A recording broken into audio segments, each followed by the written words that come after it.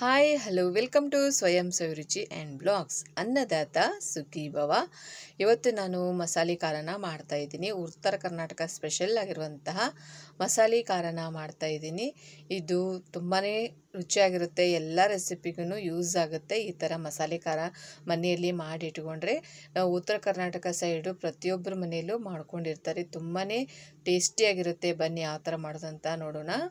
ಇವಾಗ ನೋಡಿ, ನಾನು ಇಷ್ಟು ಬೆಳ್ಳುಳ್ಳಿ ಮತ್ತು ಶುಂಠಿ ಮತ್ತು ಕೊತ್ತಂಬರಿನ ತೊಗೊಂಡಿದ್ದೀನಿ. ಕೊತ್ತಂಬರಿನ ಚೆನ್ನಾಗಿ ವಾಶ್ ಮಾಡಿಕೊಂಡು ಅದರಲ್ಲಿ ನೀರು ಇರಬಾರ್ದು, ಆ ಥರ ಇದನ್ನು ಡ್ರೈ ಆಗಿ ಮಾಡ್ಕೋಬೇಕು, ಬಸ್ದು ಇಡ್ಕೋಬೇಕು ಸೋಸಿ. ಇವಾಗ ನೋಡಿ, ಇಷ್ಟು ಇದಕ್ಕೆ ನಾನು 1/4 kg ಆಗುವಷ್ಟು ಈರುಳ್ಳಿನ ತೊಗೊಂಡಿದ್ದೀನಿ. 1 kg ಖಾರ ಪುಡಿಗೆ 1/4 kg ಆಗುವಷ್ಟು ಈರುಳ್ಳಿನ ತೊಗೊಂಡಿದ್ದೀನಿ. ಮತ್ತು ಇಷ್ಟು ಶುಂಠಿ ಮತ್ತು ಬೆಳ್ಳುಳ್ಳಿನ ತೊಗೊಂಡಿದ್ದೀನಿ. ಇವಿಷ್ಟು ನೋಡಿ, ಕೊತ್ತಂಬರಿನ ಮಾತ್ರ ಚೆನ್ನಾಗಿ ವಾಶ್ ಮಾಡಿ, ನೀರಿರಬಾರ್ದು, ಆ ಥರ ಮಾಡಿ ತಗೊಳ್ಳಿ. ಇವಾಗ ನೋಡಿ, ನಾನು ಪ್ಯಾನಿಗೆ ಇವಿಷ್ಟು ಹಾಕ್ತಾಯಿದ್ದೀನಿ. ಈರುಳ್ಳಿನ ಉದ್ದ ಕಟ್ ಮಾಡಿ ತೊಗೊಂಡಿದ್ದೀನಿ. ಶುಂಠಿ ಮತ್ತು ಬೆಳ್ಳುಳ್ಳಿನ ಹಾಕ್ತಾಯಿದ್ದೀನಿ. ಹಾಕಿ ಇದಕ್ಕೆ ಎಣ್ಣೆ ಹಾಕಿ ಚೆನ್ನಾಗಿ ಹುರಿಬೇಕು. ಇದನ್ನು ತುಂಬ ಹೊತ್ತು ಹುರಿಬೇಕು. ಮಿನಿಮಮ್ ಒಂದು 20 ನಿಮಿಷ 25 ನಿಮಿಷ ಆದ್ರೂ ಸ್ಟೋವ್ನ ಮಧ್ಯಮ ಉರಿಯಲ್ಲಿ ಇಟ್ಕೊಂಡು ನಾನು ಈ ಬೌಲಿಂದ 1 ಬೌಲ್ ಆಗೋಷ್ಟು ಎಣ್ಣೆನ ಹಾಕಿದ್ದೀನಿ. ನೋಡಿ, ಕರೆಕ್ಟಾಗಿ ಚೆನ್ನಾಗಿದನ್ನು ಸ್ಟೋವ್ನ ಮಧ್ಯಮ ಉರಿಯಲ್ಲಿ ಇಟ್ಕೊಂಡು ಒಂದು 20ರಿಂದ 25 ನಿಮಿಷ ಚೆನ್ನಾಗಿದನ್ನು ಹುರ್ಕೊಳ್ಳಿ. ತುಂಬಾ ಟೇಸ್ಟಿಯಾಗಿರುತ್ತೆ. ಈ ಥರ ಮಸಾಲೆ ಖಾರನ ಮನ್ಯಾಗ ಮಾಡಿಟ್ಕೊಂಡ್ರೆ ಪ್ರತಿಯೊಂದು ರೆಸಿಪಿಗೂ ಯೂಸ್ ಆಗುತ್ತೆ ಮತ್ತು ಟೇಸ್ಟಿ ಕೂಡ ಆಗುತ್ತೆ. ಉತ್ತರ ಕರ್ನಾಟಕ ಸೈಡು ಪ್ರತಿಯೊಬ್ಬರ ಮನೆಯಲ್ಲೂ ನಾವು ಮಾಡೇ ಮಾಡ್ತೀವಿ. ತುಂಬಾ ಟೇಸ್ಟಿಯಾಗಿರುತ್ತೆ. ಚೆನ್ನಾಗಿದನ್ನು ಫ್ರೈ ಮಾಡ್ಕೊತಾ ಇದ್ದೀನಿ. ನೋಡಿ, ಈ ಥರ ಮಾಡ್ಕೊಳ್ಳಿ. ತುಂಬಾ ಟೇಸ್ಟಿಯಾಗಿರುತ್ತೆ ಮಸಾಲೆ ಖಾರ. ನಾನ್ ವೆಜ್ಜಿಗಂತೂ ಸೂಪರ್ ಆಗಿರುತ್ತೆ, ಚಿಕನ್ ಮಟನಿಗಂತೂ ಸೂಪರ್ ಆಗಿರುತ್ತೆ. ನೋಡಿ, ಮೇಲೆ ಸ್ವಲ್ಪ ಎಣ್ಣೆ ಹಾಕ್ಕೊಂಡು ಚೆನ್ನಾಗಿದನ್ನು ಎಣ್ಣೆನ 1 ಬೌಲ್ ಮೇಲೆ ನಾನು ಹಾಕಿದ್ದೀನಿ. ಹೆಚ್ಚು ಕಮ್ಮಿ 1 ಬೌಲ್ ಹಾಕಿದ್ದೀನಿ. ಚೆನ್ನಾಗಿ ಇದನ್ನು ಫ್ರೈ ಮಾಡ್ಕೊಳ್ಳಿ. ಈ ಥರ ಮಸಾಲೆ ಖಾರ ಮನೆಯಲ್ಲಿ ಮಾಡಿ ಇಟ್ಕೊಂಡ್ರೆ, ಇವಾಗ ತರಕಾರಿ ಕಡಿಮೆ ಇದ್ದಾಗ ಚಿಕ್ಕದಾಗಿ ಈರುಳ್ಳಿ ಮತ್ತು ಟೊಮೆಟೊ ಹಣ್ಣನ್ನ ಕಟ್ ಮಾಡಿಕೊಂಡು ಮೇಲೆ ಮಸಾಲೆ ಖಾರನ ಹಾಕ್ಕೊಂಡು ಸ್ವಲ್ಪ ಎಣ್ಣೆನ ಹಾಕ್ಕೊಂಡು ಮಿಕ್ಸ್ ಮಾಡಿಕೊಂಡು ರೊಟ್ಟಿ ಜೊತೆ ತಿಂತಾ ಇದ್ರಂತೂ ಸೂಪರಾಗಿರುತ್ತೆ. ನೋಡಿ, ತುಂಬಾ ಟೇಸ್ಟಿಯಾಗಿರುತ್ತೆ. ಮಾಡಿ ನೋಡಿ, ಎಲ್ಲ ರೆಸಿಪಿಗೂ ಯೂಸ್ ಆಗುತ್ತೆ. ಇದು ಪಲ್ಯಕ್ಕೆ ಮತ್ತು ಚಿಕನ್ ಮಟನ್ ಬೇಳೆ ಸಾಂಬಾರಿಗೆ ಪ್ರತಿಯೊಂದಕ್ಕೂ ಸೂಪರಾಗಿರುತ್ತೆ. ಟೇಸ್ಟ್ ಮಾತ್ರ ಸೂಪರಾಗಿರುತ್ತೆ. ಈ ಥರ ಮಸಾಲೆ ಖಾರನ ಮಾಡಿ ಇಟ್ಕೊಳ್ಳಿ. ಉತ್ತರ ಕರ್ನಾಟಕ ಸ್ಪೆಷಲ್ ಇದು ಮಸಾಲೆ ಖಾರ.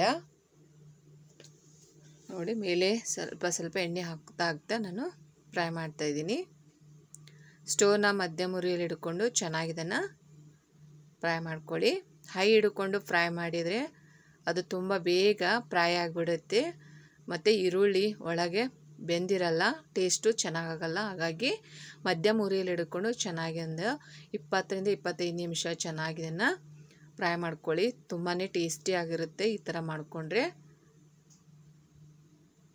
ನೋಡಿ, ಇವಾಗ ಫ್ರೈ ಆಗ್ತಾಯಿದೆ. ನೋಡಿ, ನಾವು ತೊಗೊಂಡಿರುವಂಥ ಈರುಳ್ಳಿ, ಬೆಳ್ಳುಳ್ಳಿ ಮತ್ತು ಶುಂಠಿ ಪ್ರತಿಯೊಂದು ಅರ್ಧ ಭಾಗ ಆಗಬೇಕು ತೊಗೊಂಡಿರೋದು. ನೋಡಿ, ಇವಾಗ ನಾವು ತೊಗೊಂಡಿಗಿಂತ ಅರ್ಧ ಭಾಗ ಆಗಿದೆ ಫ್ರೈ ಆಗಿ.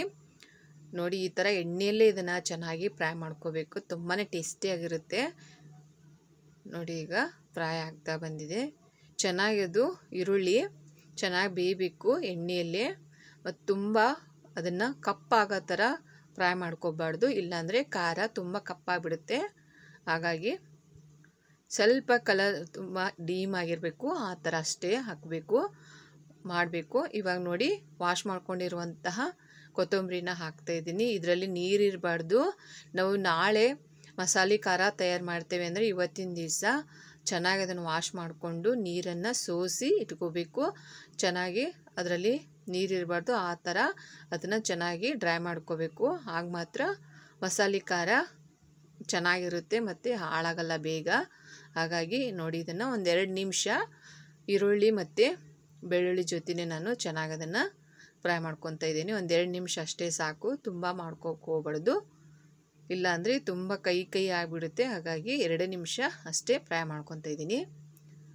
ಚೆನ್ನಾಗಿ ಫ್ರೈ ಮಾಡ್ಕೊಳ್ಳಿ. ನೋಡಿ, ನಾನು ತಗೊಂಡಿರೋದು ಅರ್ಧ ಭಾಗ ಆಗಿದೆ, ಅಲ್ಲಿ ತನಕ ಅದನ್ನು ಫ್ರೈ ಮಾಡ್ಕೋಬೇಕು. ಈ ಥರ ಮನೆಯಲ್ಲಿ ಮಾಡಿಟ್ಕೊಳ್ಳಿ.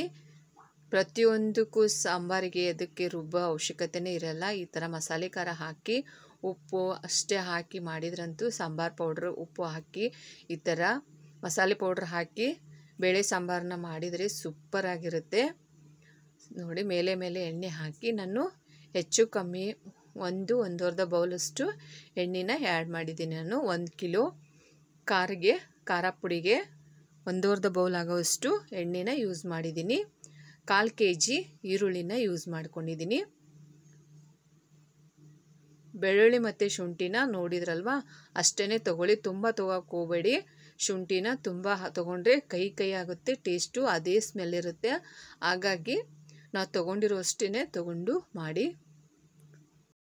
ಇವಾಗ ಫ್ರೈ ಆಗಿದೆ. ಇದು ಕಂಪ್ಲೀಟಾಗಿ ಆರಬೇಕು, ತುಂಬ ಬಿಸಿ ಇರಬಾರ್ದು.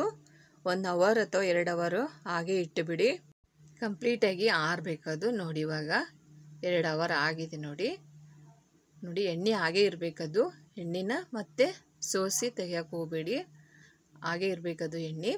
ಇವಾಗ ನೋಡಿ, ನಾನು 1 ಬೌಲ್ ಆಗೋವಷ್ಟು ಕಲ್ಲುಪ್ಪನ್ನು ತೊಗೊಂಡಿದ್ದೀನಿ, ಮೊಟ್ಟೆ ಉಪ್ಪು. ನೋಡಿ, ಈ ಥರ ಉಪ್ಪನ್ನು ತೊಗೊಳ್ಳಿ. ನಾನು 1 ಬೌಲ್ ಆಗೋವಷ್ಟು ಉಪ್ಪನ್ನು ತೊಗೊಂಡಿದ್ದೀನಿ. ನೀವು ಬೇಕಂದರೆ ನೀವು 2 kgದು ಮಾಡ್ತಾಯಿದ್ರೆ ಇದ್ರ 2ರಷ್ಟು ಹಾಕಿ ಮಸಾಲೆ ಖಾರನ ರೆಡಿ ಮಾಡ್ಕೊಳ್ಳಿ, ತುಂಬ ಚೆನ್ನಾಗಿರುತ್ತೆ. ನಾನು 1 kgಗೆ ಮಾಡ್ತಾ ಇರೋದು. ಇದೇನು ಉಪ್ಪು ಅನ್ಸಂಗಿಲ್ಲ, ಅದು ನಾವು ಹಚ್ಚಿ ಖಾರ ಪುಡಿಯಲ್ಲಿ ಅಷ್ಟೊಂದು ಉಪ್ಪಿರಲ್ಲ, ಹಾಗಾಗಿ ಅಷ್ಟು ಹಾಕಿದ್ದೀನಿ. ಇದು ಭಾಳ ದಿನ ಬಾಳಿಕೆ ಬರುತ್ತೆ, ಹಾಗಾಗಿ ನಾನು ಅಷ್ಟು ಉಪ್ಪನ್ನು ಹಾಕಿದ್ದೀನಿ. ಅಡುಗೆ ಮಾಡುವಾಗ ಸ್ವಲ್ಪ ಕಡಿಮೆನ ಯೂಸ್ ಮಾಡ್ಕೋಬೇಕಷ್ಟೇ. ಇವಾಗ ನೋಡಿ, ಜಾರಿಗೆ ಹಾಕ್ತಾಯಿದ್ದೀನಿ. ಜಾರು ಪೂರ್ತಿಯಾಗಿ ಡ್ರೈ ಇರಬೇಕು, ನೀರಿರಬಾರ್ದು. ಆ ರೀತಿ ಚೆನ್ನಾಗಿ ಇದನ್ನು ಡ್ರೈ ಮಾಡಿಕೊಂಡು ತೊಗೊಳ್ಳಿ ಜಾರನ್ನು. ಇವಾಗ ನೋಡಿ, ಈ ಥರ ನೀರು ಹಾಕದೇನೆ ಇದನ್ನು ಪೇಸ್ಟ್ ಮಾಡ್ಕೋಬೇಕು. ಇವಾಗ ನೋಡಿ, ನಾನು 1 kgಯಷ್ಟು ಹಚ್ಚಿ ಖಾರ ಪುಡಿನ ತೊಗೊಂಡಿದ್ದೀನಿ. ಇದರಲ್ಲಿ ಅರ್ಧ ಭಾಗ ಬ್ಯಾಡಗಿ ಮೆಣಸಿನ್ಕಾಯಿ ಮತ್ತು ಅರ್ಧ ಗುಂಟೂರು ಮೆಣಸಿನ್ಕಾಯಿ ಇದೆ. ನೋಡಿ, ಕಲರ್ ಬೇಕು ಅಂದರೆ ನೀವು ಕಾಶ್ಮೀರಿ ಚಿಲ್ಲಿ ಪೌಡರ್ನ ಆ್ಯಡ್ ಮಾಡ್ಕೋಬೋದು. ನಾನು ಸ್ವಲ್ಪ ಒಂದು 100 ಗ್ರಾಮ್ ಅಷ್ಟು ನಾನು ಕಾಶ್ಮೀರಿ ಚಿಲ್ಲಿನ ತೊಗೊಂಡಿದ್ದೀನಿ. ನೋಡಿ, ಇವಾಗ ರುಬ್ಕೊಂಡಿರುವಂಥ ಪೇಸ್ಟನ್ನು ಇದರಲ್ಲಿ ಹಾಕ್ತಾಯಿದ್ದೀನಿ. ಹಾಕಿ ಚೆನ್ನಾಗಿ ಇದನ್ನು ಮಿಕ್ಸ್ ಮಾಡ್ಕೊತಾ ಇದ್ದೀನಿ. ಚೆನ್ನಾಗಿ ಮಿಕ್ಸ್ ಮಾಡ್ಕೊಳ್ಳಿ.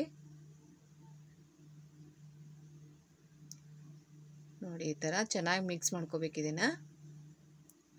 ಈ ಥರ ಖಾರ ಪುಡಿ ಮನೆಯಲ್ಲಿತ್ತು ಅಂದರೆ, ಮಸಾಲ ಖಾರ ಪುಡಿ ತುಂಬ ಬೇಗ ಅಡುಗೆ ರೆಡಿ ಆಗುತ್ತೆ, ಟೇಸ್ಟಿ ಕೂಡ ಆಗುತ್ತೆ. ಈ ಥರ ಚೆನ್ನಾಗಿ ಮಿಕ್ಸ್ ಮಾಡ್ಕೊಳ್ಳಿ.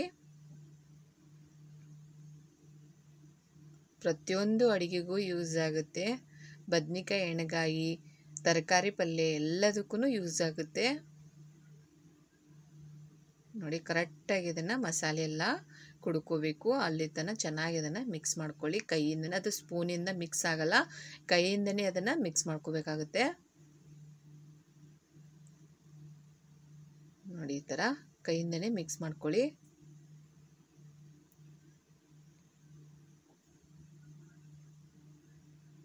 ಇವಾಗ ನೋಡಿ, ಮಿಕ್ಸ್ ಆಗಿದೆ ಕರೆಕ್ಟಾಗಿ. ಇವಾಗ ಇದನ್ನು ಪುನಃ ನಾನು ಮತ್ತೆ ಮಿಕ್ಸರ್ ಜಾರಿಗೆ ಹಾಕ್ತಾಯಿದ್ದೀನಿ.